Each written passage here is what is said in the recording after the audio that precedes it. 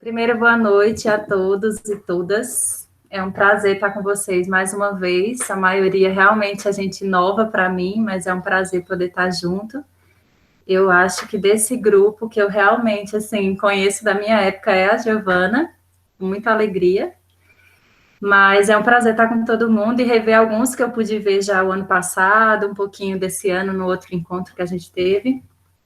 E vocês vêm estudando já um pouquinho sobre essa ideia das marcas, né? Hoje a gente vai ver uma delas que não é mais importante nem menos importante que as outras, né? Mas faz parte do contexto de Atos e foi muito legal. Eu quero até deixar aqui registrado a minha admiração por quem montou tudo isso, assim, todas as ideias das marcas. Foi muito bacana, muito bem feito. E eu não consegui ouvir todas. A de Luiz me prendeu um pouquinho além do que eu esperava.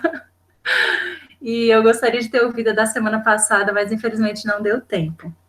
Mas eu imagino que vocês aprenderam exatamente sobre a conversão de Paulo e todos alguns destaques que vocês tiveram lá, né? Mas trazendo agora para nosso dia de hoje, né? As marcas do serviço verdadeiro. Para quem não está com papel e caneta, se vocês quiserem pegar alguma coisa aí para anotarem algumas das coisas que eu vou falar, seria interessante. Para quem não tem costume de anotar e grava melhor só ouvindo, não tem problema também. Mas é interessante para a gente poder avaliar, talvez depois um pouco, a nossa postura no serviço para com Deus, para a gente ver onde é que a gente se encontra, onde estamos mais falhos, onde podemos melhorar, e clamar ao Senhor para que possamos servi-lo de forma mais profunda e verdadeira, talvez, né? Como a gente vai ver hoje. Para começar, eu queria que quando a gente for ler o texto, vou fazer o desafio agora, quando a gente for ler o texto, que vocês já prestem atenção no texto que a gente está lendo. Que assim que terminar a leitura, eu vou deixar uns minutinhos, um espaço, para vocês mesmos tentarem falar para mim alguma marca que para você ficou evidente no texto.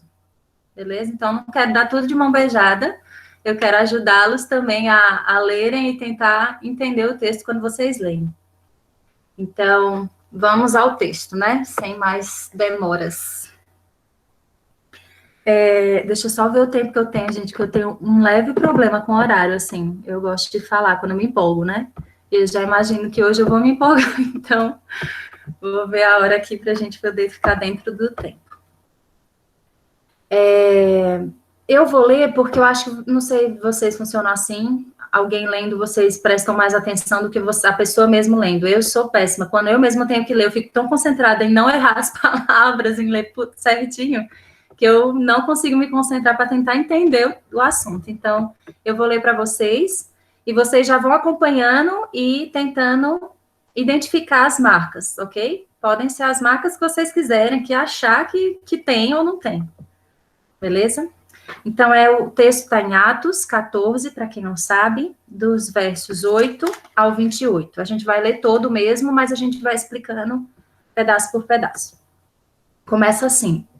Só uma coisa, eu vou ler na versão transformadora. Eu tenho utilizado muito essa versão atualmente. Em termos de compreensão, para mim, ela é bem melhor, a NVT. Então, eu vou ler nela. Verso 8. Enquanto estavam em Listra, Paulo e Barnabé encontraram um homem com os pés aleijados. Sofria desse problema desde o nascimento e, portanto, nunca tinha andado. Estava sentado e ouvia Paulo pregar. Paulo olhou diretamente para ele e, vendo que ele tinha fé para ser curado, disse em alta voz: Levante-se. O homem se levantou de um salto e começou a andar. A multidão, vendo o que Paulo havia feito, gritou no dialeto local: Os deuses vieram até nós em formas de homem.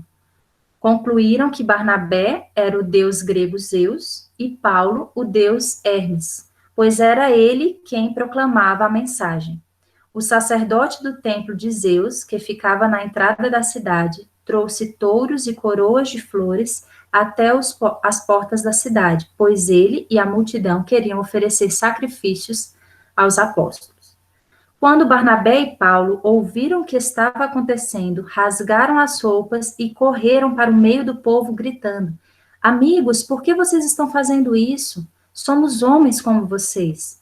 Viemos lhes anunciar as boas novas para que abandonem essas coisas sem valor e se voltem para o Deus vivo, que fez os céus e a terra, o mar e tudo que neles há. No passado, ele permitiu que as nações seguissem seus próprios caminhos, mas nunca as deixou sem evidências de sua existência e de sua bondade.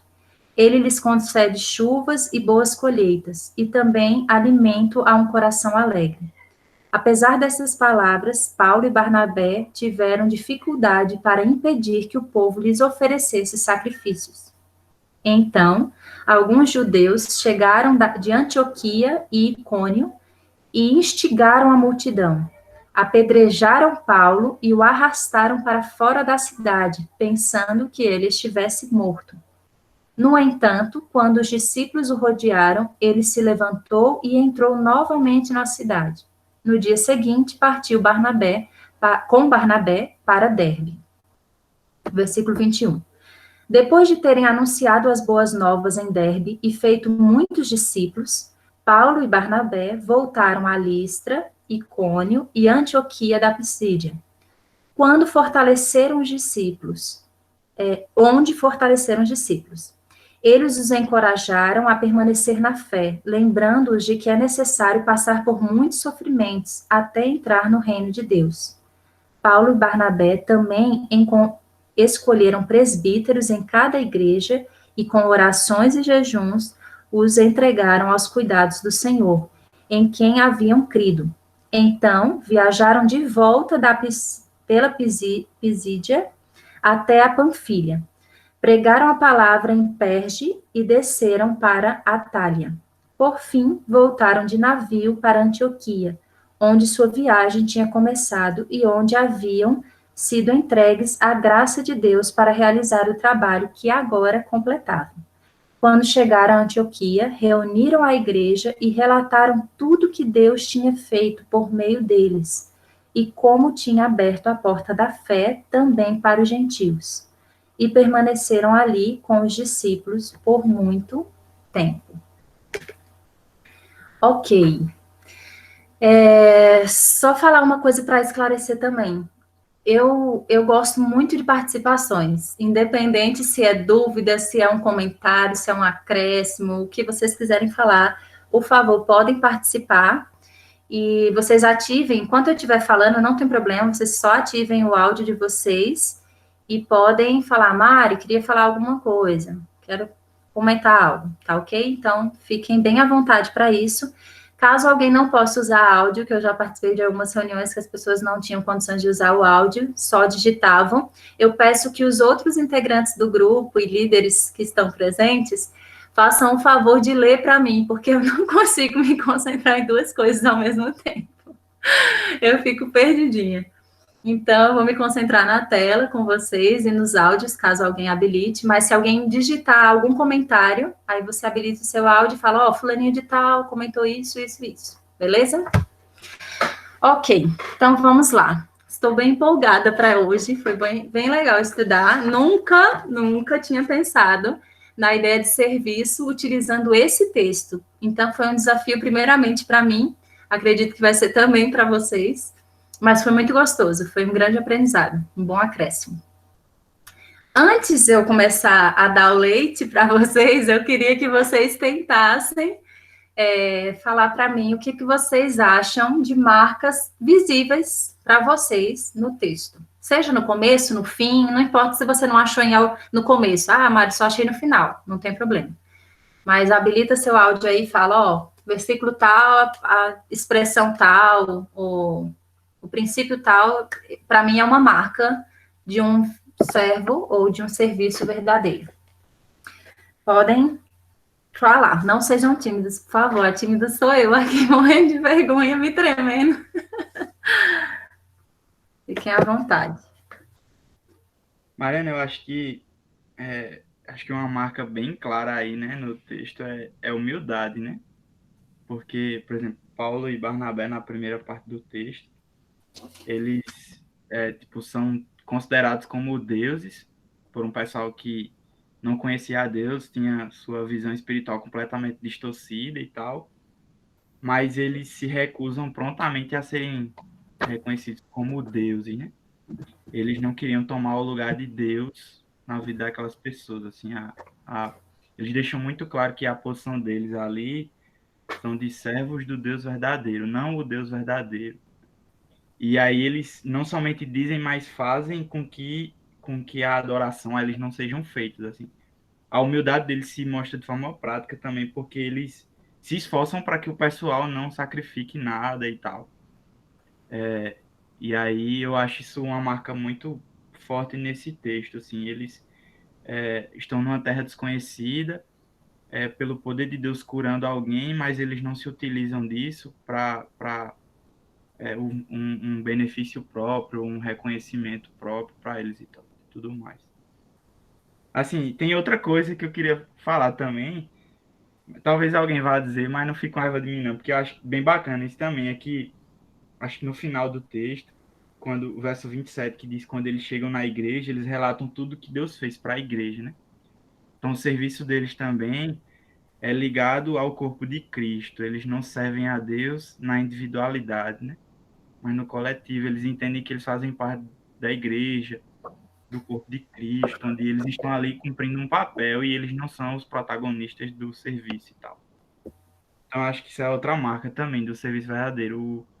O senso de que você serve junto com outros e não é só você, e não é só Paulo e Barnabé, mas é todo mundo, é a igreja aqui. É isso. Show. Muito bom. Quem mais se habilita?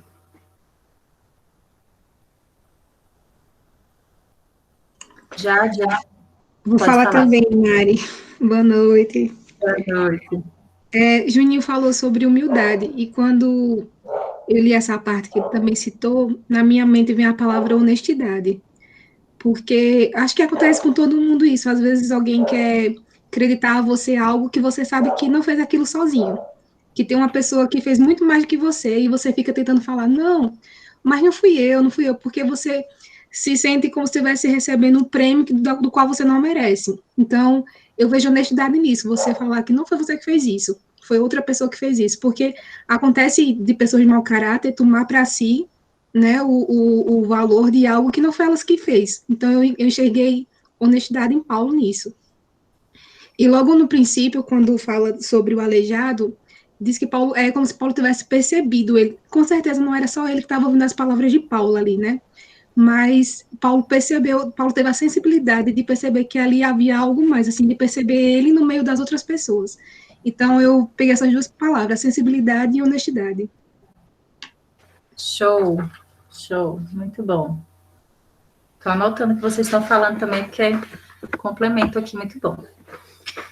Mais alguém se habilita? Mariana, eu posso falar também? Com certeza. Jordan aqui. Complementando o que o pessoal falou, eu acho que é uma coisa que está muito ligada na questão do texto, não se limitar, nem o seu discurso, nem as suas ações como servo de Cristo, a perspectiva das pessoas que estão lhe escutando, nem estão ao redor. Porque se por eles foram humildes e não aceitar uma honra que não pertencia a eles, como o Juninho falou, por outro lado, também eles pararam, nem desistiram da caminhada quando eles foram apedrejados pela mesma multidão que poucos minutos anteriormente estavam adorando a eles e estavam querendo fazer sacrifícios a eles. E aí o texto vai falar justamente que eles perseveraram, continuaram para outras cidades e continuaram pregando, mesmo tendo sido apedrejados e deixados nas portas da cidade. Então, acho que como cristãos nós não devemos nem soltarmos quando a multidão vier com boas palavras diante de nós, nem desanimar quando as pessoas virarem as costas para a palavra que nós estamos anunciando. Muito bom. Muito bom. Quem mais? Oi, Mari. Só Oi. sobre isso que Jordan falou, eu ia falar também sobre a questão deles serem apedrejados aqui, eles quase morrem. Então, eu acho que também uma marca que a gente pode perceber aqui é a entrega, o sacrifício, o saber que o reino de Deus está acima das minhas prioridades, assim, tipo, da minha vida. Então, eu acho que isso é bem interessante aqui nesse texto. Tem outras coisas também, mas todo mundo já participou e falou bem sobre o que eu já tinha pensado. Ok, muito legal. Algo a mais aí, muito bom. Ok, vamos dar continuidade então. Se vocês quiserem, como eu deixei totalmente livre, durante a minha fala, podem interromper à vontade, eu não tenho problema nenhum com isso. Então, sintam-se tranquilos para complementar ou acrescentar algo, tá? Ou tirar dúvidas. Para a gente começar, é bom a gente lembrar onde é que a gente está situado, assim, nessa situação em que Paulo e Barnabé estão. Vocês viram a conversão de Paulo lá no capítulo 9, e impressionantemente, Lucas, escritor de Atos, escolhe, por um tempo, não falar de Paulo, mas ele volta a falar de Pedro na história de Atos e fica em Pedro por alguns capítulos, até que Barnabé é solicitado em um determinado local e vai atrás de Paulo. Isso está no capítulo 13. Barnabé e Paulo são enviados, né, para uma outra comunidade, para uma outra região. Barnabé foi atrás de Paulo para poder trazê-lo como discípulo mesmo, acompanhar e tal. E a gente vê que Lucas dá essa ênfase, tirando Pedro de cena, e agora vai começar a entrar Paulo em cena no livro de Atos, muito mais especificamente do que antes. Isso é uma coisa interessante, por quê? Porque alguns comentaristas dizem que a ideia, na verdade, provável de Lucas ao fazer isso é querer tirar um pouco da visão de Pedro de alcançar o próprio povo, os judeus, para começar, enfim, a alcançar definitivamente agora os gentios, que é a missão de Paulo, né? Claramente ele foi chamado por Deus para alcançar os gentios. Ele é o apóstolo dos gentios e Pedro é o apóstolo dos judeus. Então, é como se Lucas quisesse falar assim, agora vamos para os gentios, vamos focar lá definitivamente. Então, a partir daí a gente vai ver muita coisa envolvendo os gentios, inclusive conversão de Cornélio e tal, que dá o pontapé inicial, mas quem deu esse pontapé, por incrível que pareça, foi Pedro, mas é como se passasse o bastão e agora Paulo, Barnabé e os outros apóstolos vão dar continuidade com os gentios. Então, a gente está mais ou menos nesse momento. E Paulo, ele vai junto com Barnabé para essa região. Eu não sei se vocês já viram algum mapa, se vocês conseguiram ter algum acesso. Algumas Bíblias vêm com o mapa da primeira viagem missionária de Paulo, no final dela, outras com comentário bíblico vem dentro mesmo. Então, tem algumas que é interessante ver mapa, que você vê o trajetozinho que foi feito, por onde eles passaram, a bagunça que às vezes é feita, assim, de um vai e vem, e isso na vida de Paulo e de Barnabé é muito legal. Porque, e a gente vai ressaltar isso hoje aqui, ele não só vai em alguns lugares, mas ele volta nesses lugares. Talvez seja uma dificuldade nossa. Enfim, depois eu vou comentar mais sobre isso. Eu vou me antecipando, eu vou me empolgando. Mas vamos lá. Uma marca inicial que eu queria falar, ela não vai estar entre as marcas principais desse texto, tá? Mas se vocês quiserem anotar, eu coloquei como marca que antecede. É uma marca de serviço que antecede ao texto principal de hoje e as marcas que a gente vai ver dentro do texto. Mas uma que antecede é que Paulo serviu primeiro no local onde se converteu. Depois, acompanhado de Barnabé, ele serviu em Jerusalém. E ali ficou por um tempo. O que essa é uma marca, para mim, muito interessante sobre o serviço verdadeiro. Não adianta, eu lembro claramente, agora eu vou dar até um exemplo aqui da nossa realidade na nossa igreja, esqueci de falar, né? Eu sou da Igreja Batista Bíblica aqui no Cruzeiro, em Campina Grande. Meu pai é o pastor e a gente já está aqui, como eu falei, há mais de 20 anos, né? Ele veio como missionário e acabou ficando, e hoje ele é um pastor, mais do que missionário nesse sentido, mas o coração dele continua, então a gente tem tentado implantar igrejas em outras regiões da Paraíba. Tem sido bem legal. E uma coisa que meu pai sempre trouxe para nós, assim, quando a gente falava que queria servir na igreja e tudo, ele falava, olha, alguns falavam, mas eu quero evangelizar não sei aonde, eu quero ir para projetos missionários e tal. E meu pai nunca desencorajou isso, mas ele sempre falou uma coisa muito importante, que ele falava assim, se você não serve na igreja, você não serve lá fora. Se você não é um bom servo aqui, você não vai ser um bom servo lá.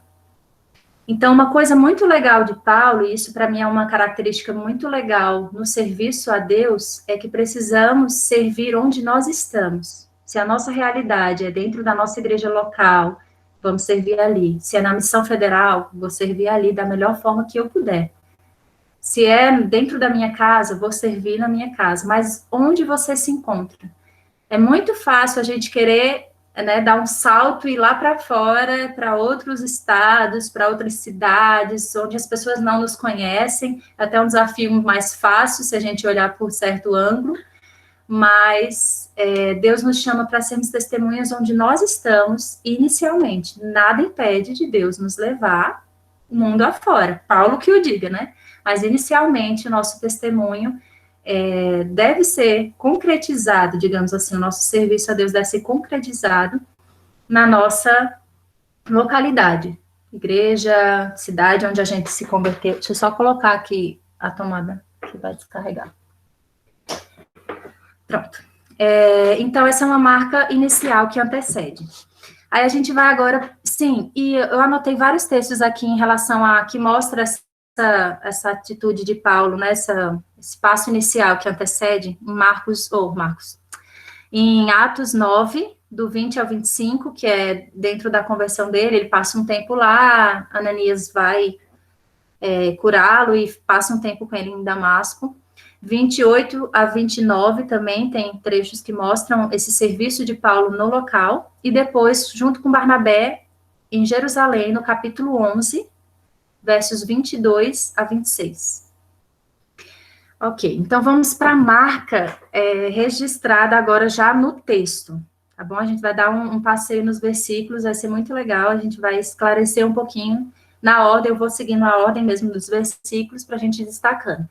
Eu quero já deixar uma coisa clara também, de que não necessariamente essas marcas que eu vou citar aqui são marcas que estão na ordem. Quando eu falar assim, primeira marca, não quer dizer que ela é a mais importante, apesar de que nesse caso aqui ela é, mas não quer dizer que ela seja mais importante do que as outras que vão anteceder, ou vão se suceder, tá bom? Então, é só na ideia das marcas encontradas dentro do texto, dentro do que a gente está estudando.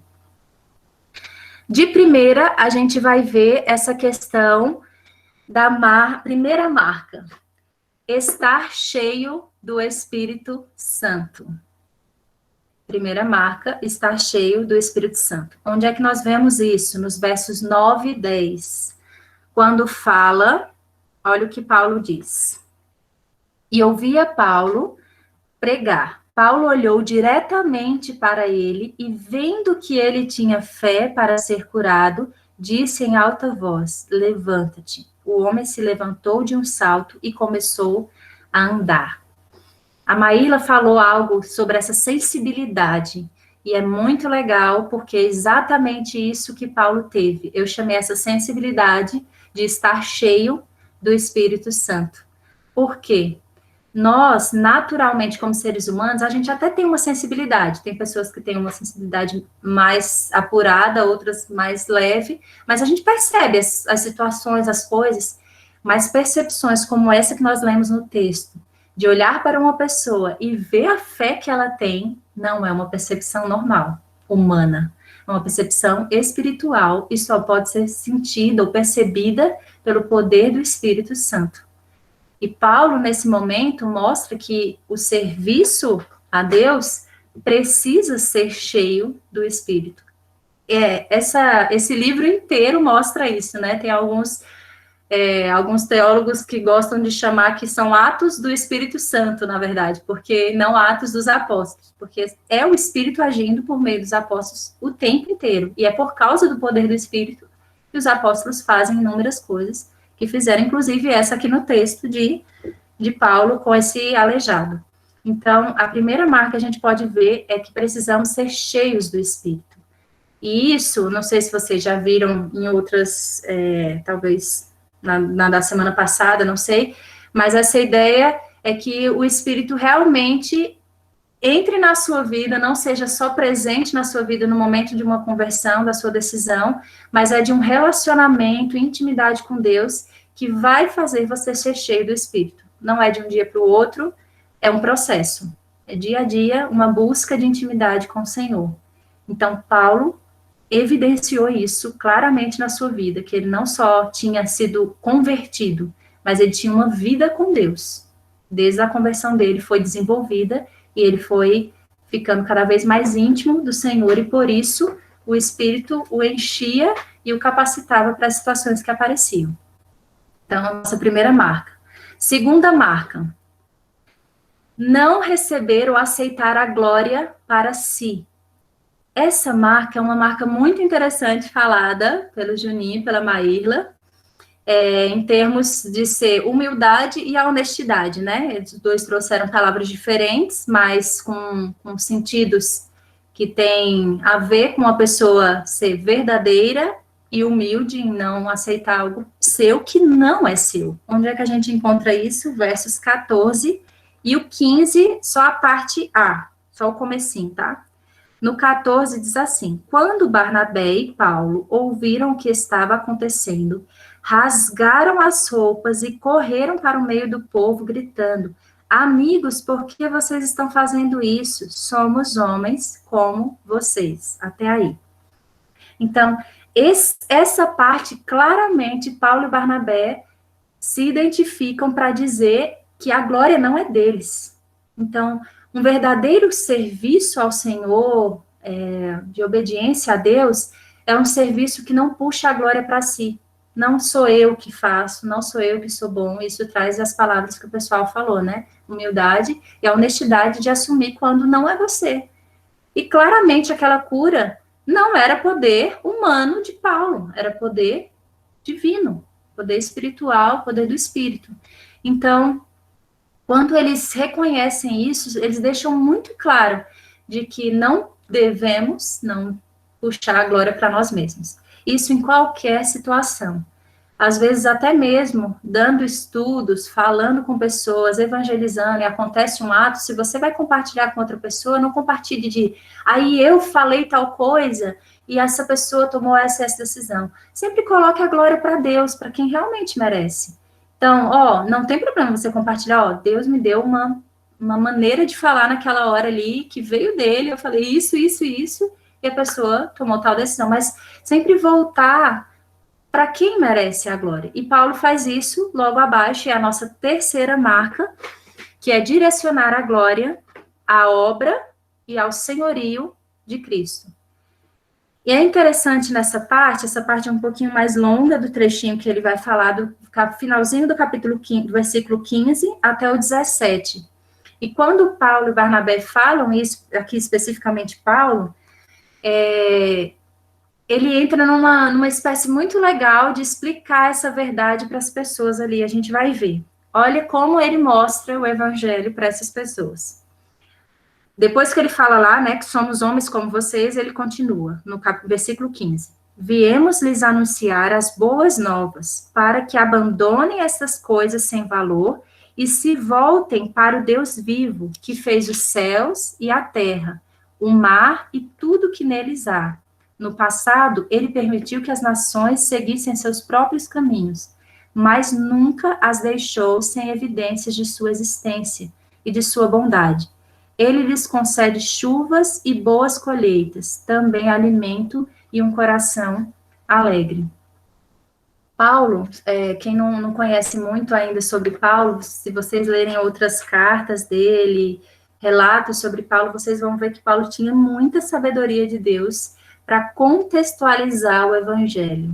muita sabedoria. É uma coisa muito difícil de ser feita de forma alcançável, né? Que chegue até os nossos ouvintes. Não é tão fácil. E Paulo tinha muita facilidade de fazer isso. Quando ele estava em ambientes judeus, ele ia para a sinagoga sabiamente, estrategicamente, e falava aos seus, a pessoas que estavam ali querendo ouvir a palavra. Então, ele não era um incômodo para pessoas querendo empurrar o evangelho goela abaixo, né? Mas ele estava ali já preparado, num local onde pessoas estavam querendo aprender, e ensinava e falava as verdades sobre o evangelho. E num contexto como esse, que não era de judeus, pelo contrário, era uma mistura de gregos, romanos, filícios, enfim, era uma mistureba ali, ele está disposto a falar numa linguagem que aquelas pessoas entendam. Percebem? Talvez essas pessoas não tinham ainda conhecimento de quem era Jesus Cristo. Então, ele não tocou diretamente no nome do senhorio de Cristo. Ele falou sobre o Deus que criou todas as coisas, a natureza. Por quê? Porque aquela cultura era uma cultura de pessoas que criam muito em deuses ligados a fenômenos naturais ou a elementos da natureza, né? Inclusive, eles são comparados com Zeus, que é um dos na minha versão já veio traduzido, eu não sei na de vocês se veio com outro nome, mas às vezes vem com outro nome e eles já dizem na versão grega, a crença grega que era Zeus, né, parecido. Então, eles já associam os dois a esses dois mensageiros, deuses mensageiros. É engraçado porque eu utilizei esse livro aqui, ó, do John Stott, de Atos, é um comentário bíblico muito bom. Eu gosto mais do John Stott, então foi muito legal. E a linguagem que ele usa aqui, ele explica uma coisa que daí eu já não teria esse conhecimento pessoal, eu precisei realmente de auxílio para entender por que eles associaram Paulo e Barnabé a deuses.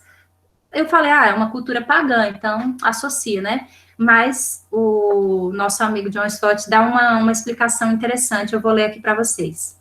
Ele diz que uns 50 anos antes daquele fato acontecer lá entre Barnabé e Paulo, um poeta latino, Ovídio, tinha contado uma antiga lenda local. E nessa lenda falava que o supremo deus, Júpiter, os Zeus para os gregos, né? Júpiter e Zeus, digamos que seriam as mesmas pessoas, só que um nome numa cultura e outro nome na outra, e seu filho Mercúrio, que é Hermes, visitaram a região montanhosa da Frígia. E eles foram disfarçados de homens, de pessoas, seres humanos. Então, eram 2 homens que chegaram numa determinada região, pedindo para serem acolhidos por aquela comunidade. E eles receberam várias portadas na cara, vários nãos, várias indiferenças, várias pessoas causando isso, até que um casal de idosos os receberam e colocaram eles instalados num determinado canto. Quando eles estavam lá, a lenda conta que toda a comunidade foi inundada por uma enchente que teve, menos a casa daquela família que o acolheu, aquele casal que o acolheu. Então, isso estava na mente da cultura e da religiosidade daquelas pessoas em que Paulo e Barnabé estavam indo falar do evangelho. E isso foi interessante porque daí é como estava a cabeça deles. Eles estavam com medo. Então, de certa forma, eles acharam que aqueles poderiam ser os deuses, né? E falaram, nossa, não vamos fazer a mesma coisa que aquela outra comunidade fez. Vai que são eles os deuses, até porque estão curando pessoas, e a gente rejeitar, não, vamos oferecer holocaustos, vamos honrá-los, vamos tratá-los como deuses. Então, isso na cabeça do povo fez todo sentido. Para Paulo e Barnabé, eu não sei se vocês perceberam, uma coisa também que quando eu li eu passei batido, e ressaltou só depois que eu li no comentário, mas no começo, se vocês verem, no começo do versículo do 11 até o 13, quando isso acontece, percebem que Paulo e Barnabé não tiveram uma reação de imediato a essa situação. Eles não reagiram imediatamente quando eles começaram a achar que eles eram os deuses. Por quê? Porque tem um trechinho importante no versículo 11. Diz que eles começaram a gritar no dialeto local, provavelmente não era um dialeto conhecido por Barnabé e Paulo, então eles não entenderam o que estava acontecendo, até que surgiu aquele sacerdote pagão, né, dos deuses deles, com as oferendas, os holocaustos, tudo para sacrificar em homenagem a eles. Aí parece que caiu a ficha dos dois e falaram: meu pai, o que está acontecendo? Esse povo bagunçou tudo aqui, vou resolver essa situação. E eles vão e defendem a humanidade deles, o poder voltado a Deus. Então, as duas marcas estão ligadas, né? Você rejeitar a glória para si, mas não só rejeitar para si, mas direcionar para quem realmente importa. Uma coisa muito legal na palavra de Deus, e isso, assim, eu amo quando eu leio, é que Deus é um Deus que não deixa vazios, não deixa buracos, digamos assim. O que ele faz? Quando ele fala assim, que a gente não deve mentir, que a gente deve tirar a mentira da nossa vida, ele não fala para tirar a mentira e deixar aquele vazio ali, para ser ocupado por qualquer outra coisa. Ele fala para a gente começar a falar a verdade. Então, Deus sempre faz isso. Tira uma coisa, mas no lugar coloca outra, que é a correta, que é o propósito de Deus. Então, nesse caso, você tira a glória de si mesmo, mas você coloca em algum canto. Em quem você vai colocar? Em Deus, no senhorio de Cristo. Então, Paulo também fez isso de forma muito clara, né? E ele não foi direto, como eu falei, ele teve muita sabedoria, porque como era um povo pagão, que tinha deuses totalmente diferentes, ele vai dizer que o Deus a quem ele estava representando como homem ali é o Deus verdadeiro. Por quê? Aquelas outras pessoas pensavam que existiam vários deuses. Aí ele vem e diz: não, mas existe o Deus verdadeiro. E é esse Deus que eu quero que vocês conheçam. É o Deus que criou, aí foi para, mais uma vez, ele foi para a área que eles conhecem. É o Deus que fez os céus e a terra, que deu alimento a vocês. E ele falou uma coisa muito interessante, porque talvez essas pessoas conhecessem o Deus dos judeus, né, o Deus verdadeiro, como o Deus só deles. Porque Deus não escolheu um povo para si. Então, talvez poderiam estar se sentindo excluídos de certa forma, e Paulo quer mostrar, falou, olha, esse Deus nunca os abandonou também. Ele não fala uma mentira dizendo que esse povo era o povo escolhido de Deus, porque não é, os gentios não eram, mas mostra que Deus nunca deixou de abençoá-los também, apesar deles tomarem seus próprios rumos. Deus permitiu, a permissividade de Deus aí, né?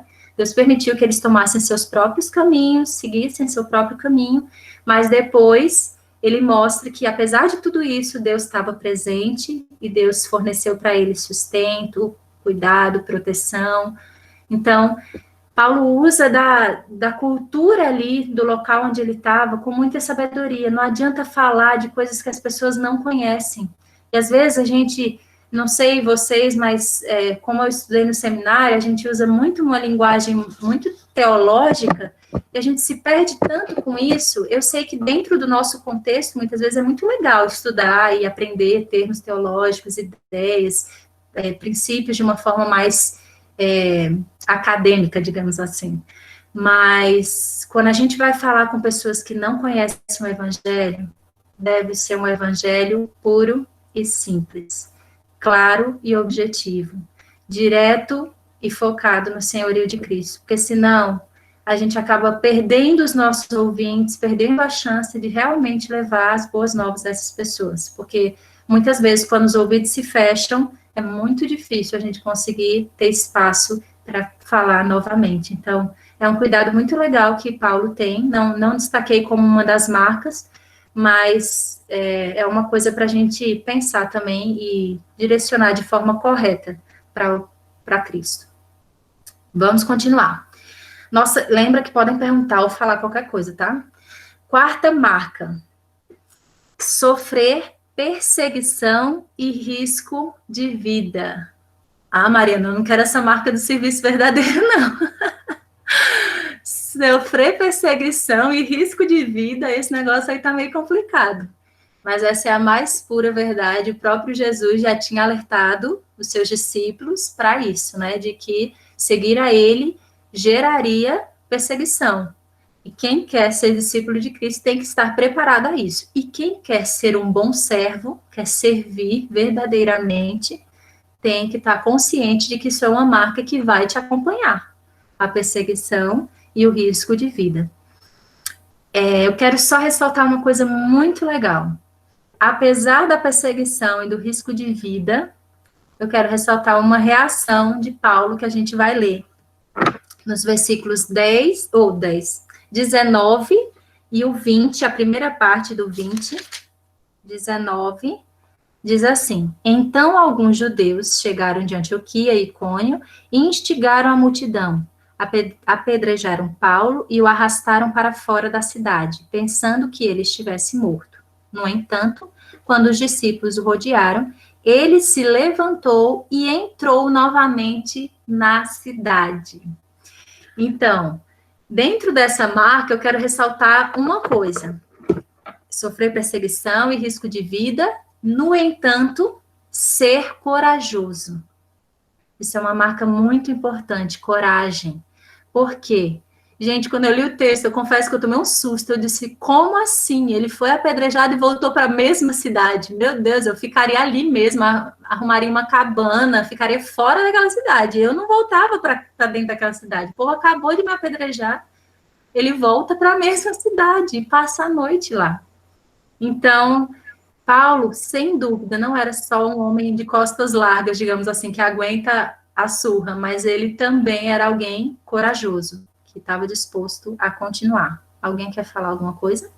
Mariana, eu acho que sobre coragem, né? O maior exemplo que a gente tem de coragem no serviço também é Jesus, né? Eu acho que Com certeza. não tem alguém que exerceu tamanha coragem como ele, quis fazer da sua glória, fazer homem e morrer uma morte de cruz e sabendo que o seu destino ali seria isso, né? Quando ele curava alguém, quando ele ressuscitava um amigo, quando ele ensinava, ele sabia que o que ele estava fazendo ali era para que no fim desse numa cruz, né?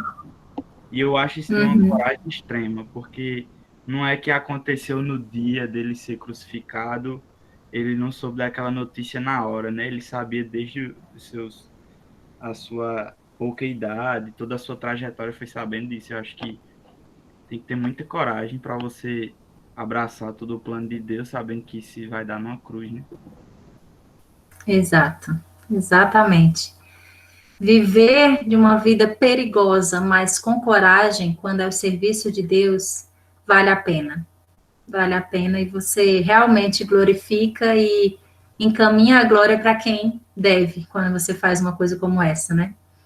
E no versículo 22 também, eu queria ler com vocês, diz assim, já em outra etapa, né? Mas que mostra essa ideia de que ele teve coragem e permaneceu, né? Onde fortaleceram os discípulos. Eles os encorajaram a permanecer na fé, lembrando de que é necessário passar por muitos sofrimentos até entrar no reino de Deus. Eles mesmos ensinam isso depois para o pessoal da Antioquia e daquelas outras cidades que eles foram passando, voltando. A gente vai ver sobre isso.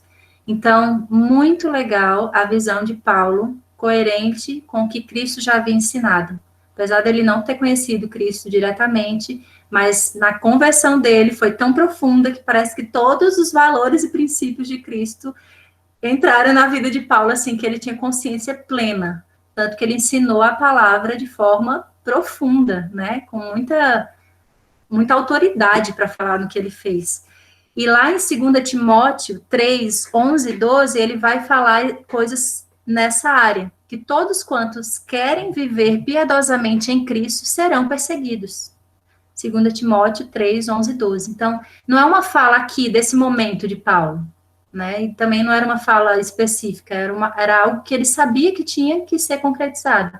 Quem quer seguir a Cristo vai sofrer perseguições e vai sofrer, às vezes, até mesmo risco de vida, que foi o caso dele, né? Ok, nossa quarta marca, ponto nela. E ressalta nessa coragem, né? Perseguição, no entanto, ser corajoso. A quinta marca é não desistir da missão e concluí-la. Esse ponto, Jordan falou um pouco nesse sentido e a gente vai ver agora.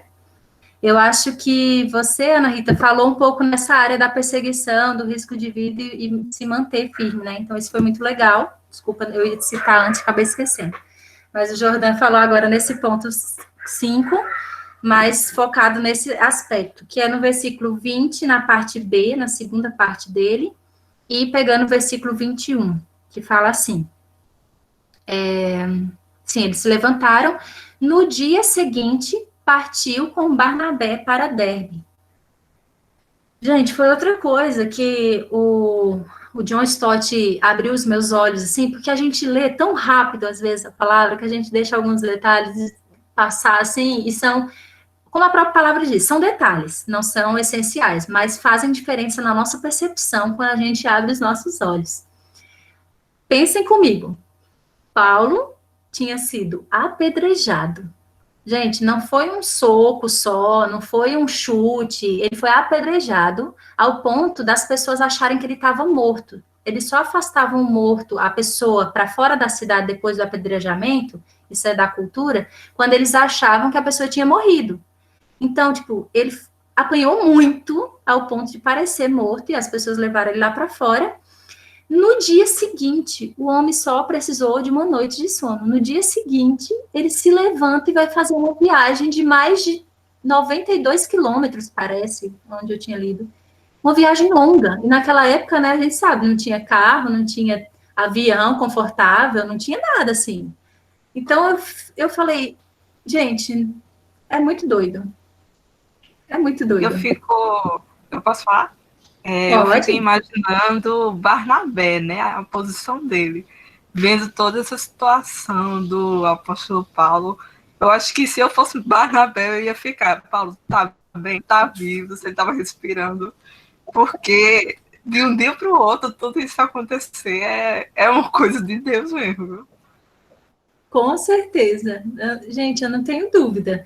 É um poder, para mim, chega a ser quase que sobrenatural nesse sentido, porque é muita dor física para você sair caminhando no dia seguinte para uma outra cidade, fazendo uma viagem longa, cansativa. E ele criou forças e coragem vindas, creio eu, do próprio Deus, para continuar a sua missão. Então, entra essa nossa quinta marca, não desistir da missão diante dos problemas ou das coisas que acontecem, no caso muito sério, né, dele, que foi um apedrejamento, inclusive, e a rejeição das pessoas ali, como também concluir a missão. Né? Você não só não desiste, lembra que eu falei que sempre você deixa de fazer algo, mas também acrescenta outro. Então, não desiste, mas você também conclui. Então, é um passo além. Você vai e continua. E eu esqueci de falar uma coisa que eu queria ler aqui para vocês, muito legal. Quando eu estava falando da fala de Paulo para aquelas pessoas, né? Para aquele público que ele estava conversando. John Stott fala uma frase que eu marquei aqui porque é muito legal. Precisamos começar onde o povo está, para encontrarmos um ponto de contato com eles. A nossa fala deve ser uma fala que começa de onde aquela pessoa está, da realidade dela, da vivência dela, da cultura dela, para que a gente possa avançar e, assim, ir de encontro com essa pessoa, né? E tudo culminar em Cristo, né? Que é o verdadeiro evangelho. Então, não adianta também só enfeitar demais e a gente não chegar onde precisa, né? Então, caminhar e conduzir essa pessoa até Cristo, partindo do ponto dela, mas chegando até Cristo no final. Aí, voltando para a nossa marca, então, não desistir e concluí-la. Mostra mais uma vez essa questão de concluir, vai mostrar depois no verso 26 também. Vou ler aqui com vocês. Por fim, voltaram de navio para Antioquia, de onde eles tinham saído, né? Onde sua viagem tinha começado, e onde haviam sido entregues à graça de Deus para realizar o trabalho que agora completavam. Então, gente, servir, um verdadeiro serviço a Deus é aquele serviço que não desiste e é concluído. Vai até o fim, vai até onde Deus te mostrou, vai até onde você tem que ir. Né, pelo poder e a graça de Deus, porque não é fácil, essa história mostra, né, tipo, vários perrengues, várias dificuldades, mas eles não desistiram e eles concluíram aquela missão que Deus tinha dado para eles. Então, o verdadeiro serviço precisa ter essa marca evidenciada. A sexta marca, são 8, tá? Prometo que eu não vou demorar muito. A sexta marca é a marca que fala sobre fazer discípulos / escolher líderes. São duas coisas em uma, digamos assim. Porque Paulo e Barnabé não apenas acompanharam pessoas, evangelizaram e fizeram discípulos com isso, como eles também, o texto vai mostrar aí nos versos 21 e 22, que eles elegeram pessoas, lideranças ali, para conduzirem aquela igreja, aqueles novos convertidos. Então, é outra marca extra-texto aqui, tá? Fora do texto, mas que é muito comum na vida de Paulo, e é um exemplo para nós, é a ideia de que Paulo sempre deixava pessoas nos locais onde ele passava que dessem continuidade ao trabalho.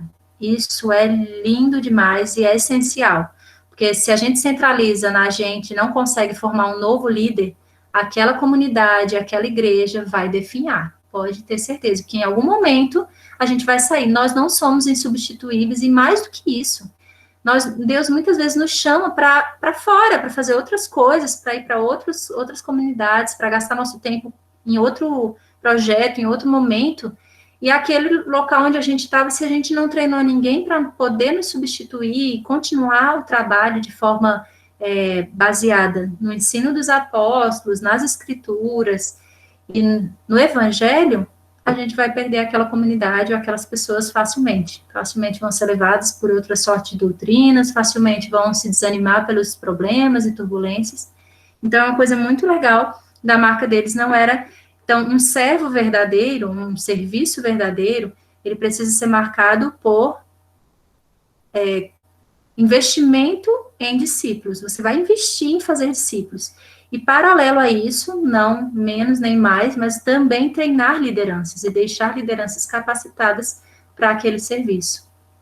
Então, não é só você servir, mas é você ajudar outros a servir, instigar outros, encorajar outros a servirem também. E, com isso, poderem seguir todas essas marcas também, serem cheios do Espírito e tudo mais. Como a gente já falou sobre ser cheio do Espírito, mas aí no versículo 26... mostra também sobre isso, né? Mais uma vez, tudo que Paulo fazia, Paulo, Barnabé, os apóstolos, era conduzido por muita oração, jejum, e isso os fazia próximos de Deus e os fazia ser cheios do Espírito, para tomarem decisões, para evangelizarem, para saírem de um local para outro, para deixar lideranças. Isso é uma coisa tão séria para vocês verem. Não é também de qualquer jeito, né?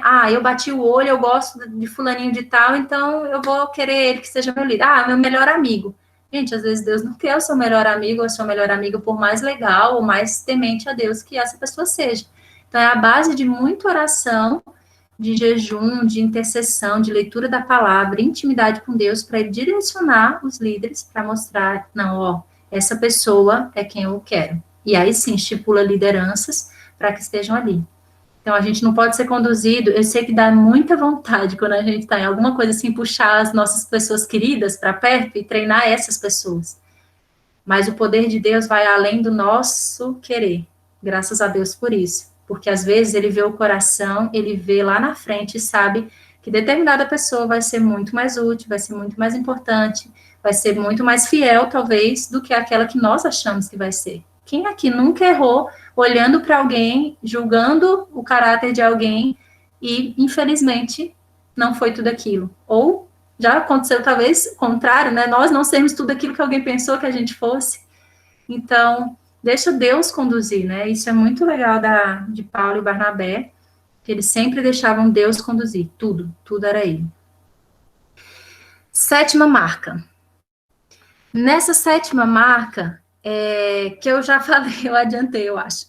Essa ideia da dependência de Deus. Não adianta, gente, eu sempre adianto. Eu tenho problemas psicológicos com isso. Eu acho que é herdado da minha mãe. Ela faz isso constantemente nos estudos dela. Sétima marca é a dependência de Deus. Por que eu separei ser cheio do Espírito e dependente de Deus? Porque o cheio do Espírito, para mim, é uma coisa mais específica no sentido de ação, no agir, né? Eu vou fazer tal coisa e tal, e o Espírito vai me conduzindo e tal, tal, tal. A dependência de Deus, para mim, mostra esse passo anterior às ações que você vai tomar, que é a oração, o jejum, você se dedicar a Deus e depender dele, trazer dele para a sua vida. Ao trazer dele para a sua vida, aí o Espírito vai te encher e você vai conduzir as suas ações conforme o que Deus queria. Por isso que eu separei. Quem achar que pode deixar junto, então pode deixar como uma marca só, não tem problema. Mas eu separei nesse sentido por ter visto essa diferença de dependência em si para a ação específica dos apóstolos, né? Chegando para o fim, nossa 8ª marca. Sim, eu falei pouco de dependência porque eu já tinha falado, né, gente? Eu adiantei, misericórdia. Mas agora, na 8ª marca, nossa 8ª, e eu só não vou dizer que é a última, porque eu fujo dos padrões e eu criei uma marca extra que eu vou falar daqui a pouco. Então, tem a 8ª, mas tem uma marca extra, certo? Na nossa 8ª marca, diz assim: testemunhar e encorajar os irmãos na fé. Aí a gente vai entrar naquilo que o Juninho tinha falado no início, sobre a ideia de comunidade, de não ser algo centralizador, não ser algo só seu. Mas a ideia de você também levar outros, através de um testemunho, de um encorajamento, de uma exortação, os irmãos na fé. Isso a gente vê tanto na parte A do versículo 22, quando fala, né, que eles encorajaram e permaneceram na fé, lembrando-os de que é necessário passar por isso, isso e isso. Isso é interessante, porque quando eu li, eu só leio a palavra encorajamento, eu já falo, eles estão lá incentivando, né? Mas olha o encorajamento deles, lembrando-os de que é necessário passar por muitos sofrimentos até entrar no reino de Deus. Eu falei, rapaz, isso é encorajamento, mas isso é um encorajamento / exortação. Eles precisavam também ser exortados para uma verdade. Quem anda com Cristo anda na verdade. Então, eles não adiantava pintar o céu de azul quando as nuvens estavam escuras. Eles precisavam ser sinceros e falar, olha, andar com Cristo vai trazer perseguição, mas vocês precisam se manter fiéis. E o legal é porque eles falam com tanta autoridade que eu tenho certeza, gente, que aquelas pessoas ouviam aquelas histórias e se enchiam de ânimo. Por quê? Porque eles mesmos tinham vivenciado isso. E venceram, passaram por essa etapa, continuaram e não desistiram. Então, é um baita testemunho para a gente, assim, da gente aprender também a compartilhar. Quem me conhece um pouco sabe que eu amo testemunhos, assim. Os meninos, Tarcísio, Luiz, quando eu voltei do seminário, eles gostavam de ouvir histórias, experiências dos meus projetos, das coisas que eu participei. E eu sempre fui assim também. Quando alguém voltava de projeto, eu normalmente marcava um sorvete, um açaí com essa pessoa, porque eu queria ouvir todas as histórias, porque isso nos encoraja, isso fortalece a nossa fé.